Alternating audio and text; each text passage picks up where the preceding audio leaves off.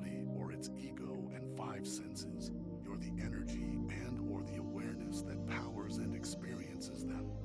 You are the beast, the prey, and the plains they roam on. The ego, aka personality, is not who you are. It's what you use to navigate this physical realm. You are not the name you identify as. That's just a character or concept created to interact with this system. What I am beneath the five senses and the concept of self is pure awareness. This awareness has no identity. That's why it uses these meat suits in this realm to get lost in the experience of the mind and senses. There is only one energy at play here, pulling all the strings of life from behind the curtain of reality.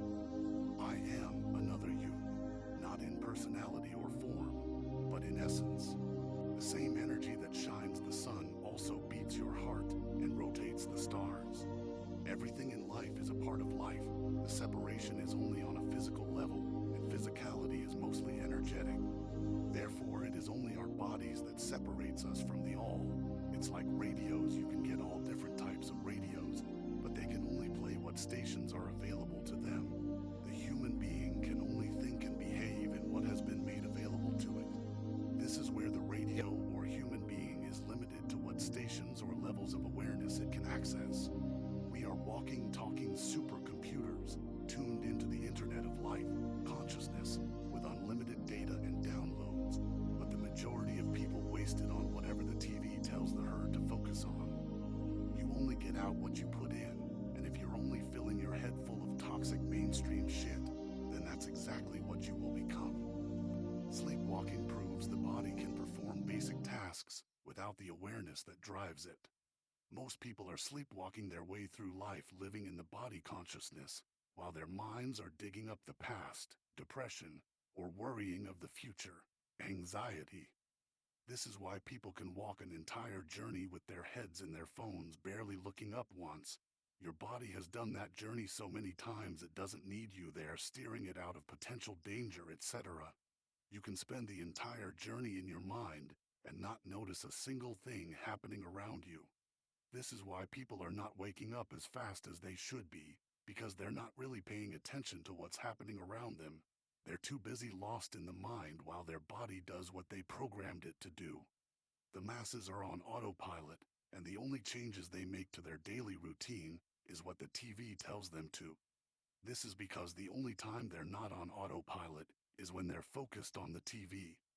You see, focus is the art of controlling the mind, and being in control of the mind allows you to expand your awareness. Once your awareness is expanded, it cannot be shrunk again. This is what an awakening does. It expands your awareness, allowing you to grow past the boundaries that once held you captive.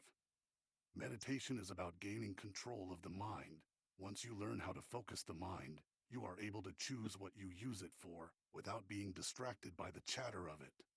If you are not programming your own mind with what you wish to achieve in this world, then it's being programmed to achieve somebody else's goals. You have the most advanced, sophisticated supercomputer in existence right behind your eyes, so start using it for what it was designed for, and stop allowing it to be automatically updated by the Matrix.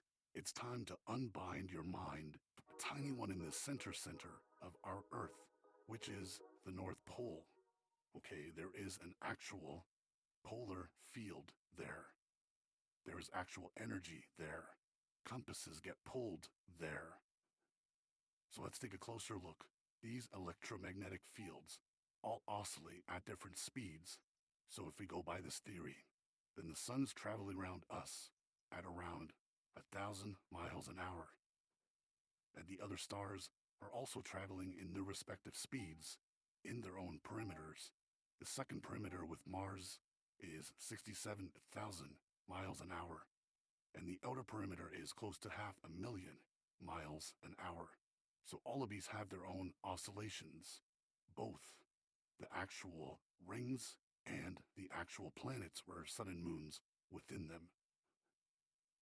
Each of these lands, each of these rings, has 4 atmospheres to go along with it, and that is the troposphere on the bottom part, the stratosphere just above us, the mesosphere, and then the thermosphere.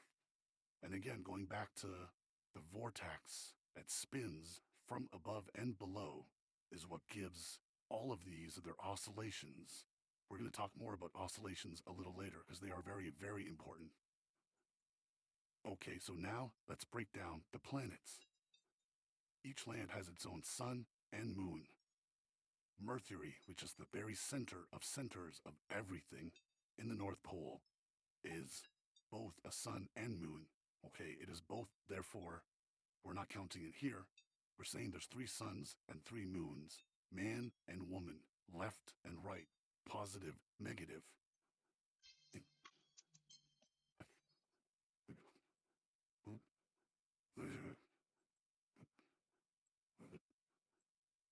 Each land has its own ecosystem.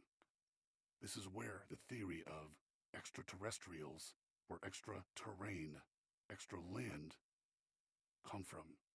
The outer ring may also be where dinosaurs, creatures, aliens, again, a different ecosystem, different light sources, colors, air, breath, everything is different.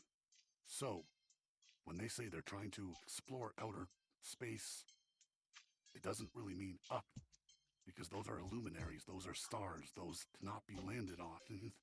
They mean outer lands beyond the perimeters known as the South Pole or the Antarctic.